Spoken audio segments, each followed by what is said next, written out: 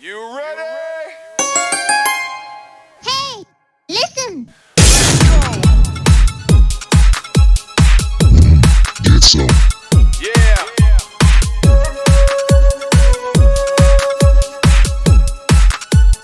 Hey, listen! Good evening, ladies and gentlemen. Welcome back to another exciting episode of Lawrence's Let's Play. So tonight, guys, is going to be kind of a somber episode. After some time playing Dragonheir, I can say that this will be my final recording on my YouTube channel about this game. It's not all bad. I'm going to certainly praise this game for some things. I want to go over the things that I really like about this game, but also explain to you guys my reasoning behind the decision that I've come to, whether I want to make videos on this game again or not. To my returning viewers, thanks so much for your continued support. If you're new to the channel, thanks for stopping by. Nothing really left to say. I'm Lawrence, and let's play. So first off, I want to preface what I'm about to say with the following statement. I'm going to continue to play this game because I do enjoy the story. I've got invested a little bit into the story where I'm kind of intrigued as to see where it goes. But there are a lot of roadblocks for me, or there's two in particular roadblocks that's really going to prevent me from wanting to continue to record videos for you guys. And here's my whole thought behind this. As someone that's a content creator and certainly much smaller than a lot of other content creators out there, I'm just trying to get my voice heard and my word out there about these games. And here's the thing. I love Watcher of Realms, and please do continue to watch my Watcher of Realms videos if you guys are enjoying that game as well and enjoying the content I'm producing for that. But as a content creator, in essence, what we do when we record these videos, hey, here's a new strat for beating this boss. Hey, here's a nice hero showcase to kind of show you, the skills that make up this hero's kit, yada yada, different game modes. Here's what I really like about this. In essence, as a content creator, when we upload these videos for you guys to consume, it's promoting something. We're like promoting a game, and I can't, in good conscience, from this point forward, promote this game. And there's two really big reasons why I'll get into that led me to this decision. So first off, I do want to, like I said, I want to lead with some positives, what I really like about this game. And if you continue to play the game, it's some things that you'll really like. The cooking system is really good. I really like this. This is something unique that they brought to the table that I've not seen in any other gacha game. As someone that's been playing gacha games for like 15 years, I'm pretty adept at seeing the different kinds of modes, and I don't remember ever seeing anything like this. And the bonuses that the recipes that you create by getting ingredients are quite good. They last for 600 seconds each, so 10 minutes. And when you activate them, you can activate them in battle, and then you can look up at the top of your screen and you can actually see the duration, how much longer it's going to last. If a typical battle is like 2 to 3 minutes, like these are lasting you for several battles. That's really good. I really like that. I want to show you another thing I really like about this game. And these are a couple of unique things that I found that they're doing. So let's go to my map. I just want to go to just kind of a random place. I do like the design layout of the map and how you find cartographers in the environment that you're able to buy maps from, and then it expands your game world. That's really cool. But let's go to, we'll go to Arbitea. That'll work. Let's go to, well, actually we have to go to the fast travel spot. I'm going to go in here. I'm going to show you something else that I find really cool about this game. It's quite unique. I've never seen this before in a gacha game, much like the cooking system. So we're going to go in here and we're going to go to the tavern. And what's really cool is you'll run across people in the game like Chef Lovett, for instance. Let's see if he's one. I'm not sure if he is. No, he is not one. Bad choice, sorry. I know this guy was one. I've already beat him, but here's the point. If you go in and look at the challenge, this guy was a level 25. There are NPCs throughout the game world that you'll come across that you can challenge and get first-time clear rewards, which I thought was really cool. That's a really, really unique feature that they implemented. And there's something to shoot for as far as like as you progress the game because of late to end game content. There are heroes in this game. They're extremely high level. I'm talking like I've run into level 90s and level 100, so that's clearly not something you can do early game, so that's certainly something to shoot for. I like that. I like the story. The story has kind of engrossed me a little bit. It's a pretty interesting story, although I will say after over 10 hours into the game, the dialogue is so much. It's just so much dialogue. I started skipping through it. I couldn't deal with it anymore. It was kind of driving me crazy. So that's really cool. I'm a big fan of that. I'm also a fan of how you gear, or rather enhance your gear. At least the basic gear that you start out with. And even I've unlocked the secondary forge. As you unlock that as you progress into the campaign. We're going to go back here.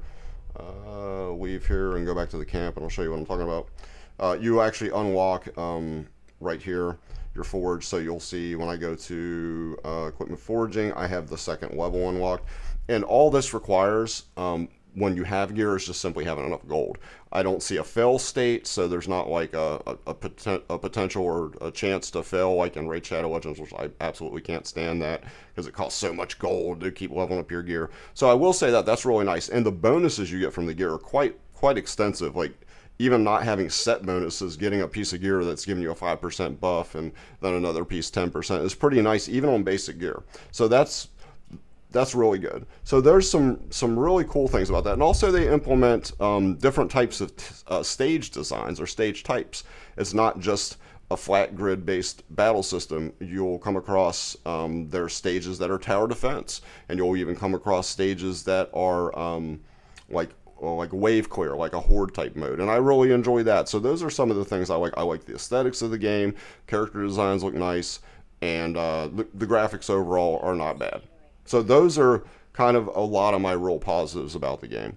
But when you're asking yourself, well, Lawrence, why did you come to a decision to stop recording for this game and in essence promoting this game, to continue a series for this game? Well, there's two really big reasons. The first thing I want to point out is this: the commission system.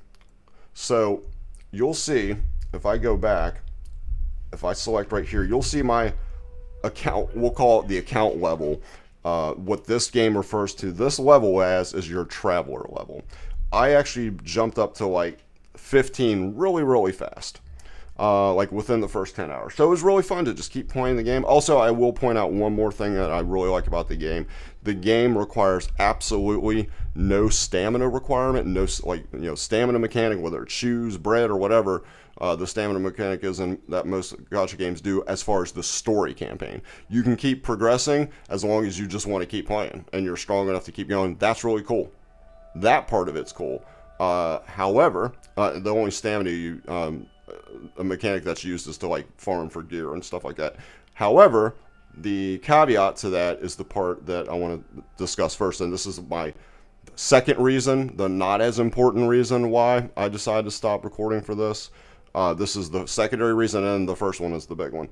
But on the issue of stamina, yes, story campaign does not require any stamina mechanic. Bravo on the devs for doing that.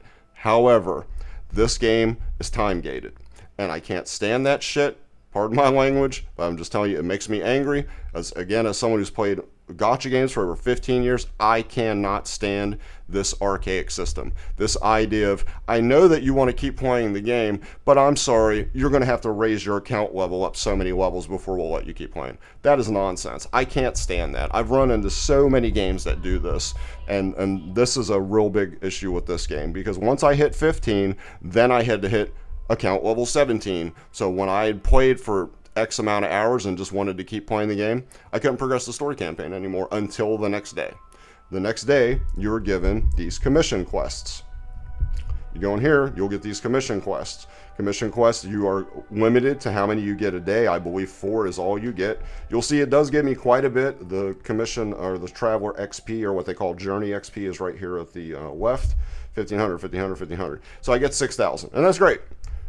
From 15, I had to then be 17 to fight like a boss. And then I also had to wait from 17. You'll see I haven't actually logged into the game in a couple days, which is why I have not even bothered putting up a video, and was kind of debating on whether I wanted to keep recording a series for this game. And so now I have to go from 17 to 19 to fight a boss. And then guaranteed, once I do that, then I'm going to be able to play for so long, maybe so many hours, and I'm going to run into another roadblock. And it's going to be another story, progression-based roadblock where I am forced to wait an entire damn day just to be able to continue to progress the story campaign. I don't like that. I'm not a fan of that. I played a game in the past. I can't remember exactly what the name was. It was so horrendous. This isn't as bad, I will say that. But I played one. I can't remember the name of it off the top of my head. But this game, literally, it could take you a week to a week and a half to grind and gain one account level. And it would allow you, once you got past like level 70 of your account level, literally allowed you to play like 5 stages. And that was it. That was it. And then you just couldn't play the game anymore. I cannot stand that. That is a horrible, archaic design that devs need to absolutely get rid of. That's my second reason, the not as important reason, why I decided to end recording for this game. The number one reason why I decided to end recording for this game, guys, I'm going to be completely 100 with you, 100% honest.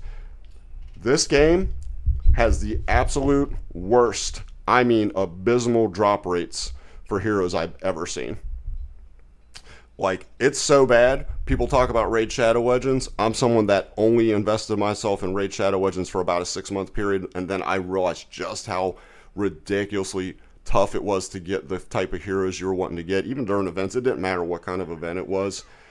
This game tells Raid Shadow Legends, hold my beer and let me show you what ridiculously low drop rates are. I mean, absolutely. And it could be argued to say, well, you know what, Lawrence, maybe you just haven't given the game enough time to summon enough times. And maybe that's possible. It may be possible. However, I'm saying I'm about 15, 20 hours into the game, and I've summoned, out of all these, this is about 52 summons. This is a mix of the purple dice and the Heliolite dice, which you would think would give you increased odds, but I don't even think they give you increased odds, to be honest. Those are the orange dice. So it's a mix of both. I also summoned 20 times during the pre-registration event. Summoned about 20 times there. So out of like 70 summons, let me show you what I have to show for it. Just looking for the purple.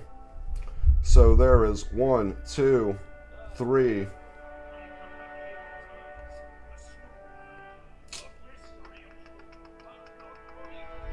4, 5, 6, 7.